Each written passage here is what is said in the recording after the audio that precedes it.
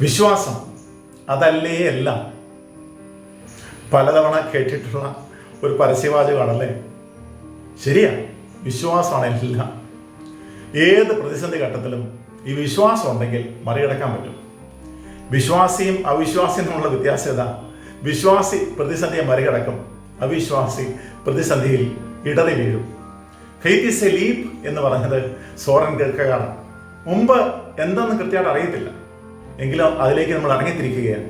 കാരണം ദൈവമാണ് നമ്മുടെ പിടിവള്ളി. പ്രതിസന്ധി ഉണ്ടാകും, വിഷമം ഉണ്ടാകും, പ്രയാസം ഉണ്ടാകും, നാളെ എന്തെന്ന് അറിയത്തില്ലായിരിക്കും. പക്ഷേ ദൈവം ഒരു പിടിവള്ളിയായിട്ടുള്ളപ്പോൾ മുമ്പോട്ട് പോകാൻ പറ്റും. എന്തിനൊരു ഉത്തരം ദൈവം നമുക്ക് തരും. അതൊരൊറ്റ വിശ്വാസമാണ്, ഉറച്ച ബോധ്യമാണ്. അതുകൊണ്ടാണ് റോമാക്കാർക്ക് എഴുതിയ ലേഖനം 8-ാം അധ്യായം 28-ാം വാക്യത്തിൽ പൗലോസ്ലീഹ എങ്ങനെ എഴുതുന്നത്?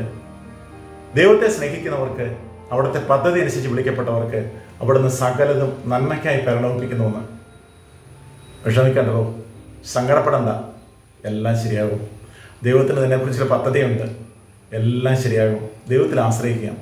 All is well, all is well, all is well.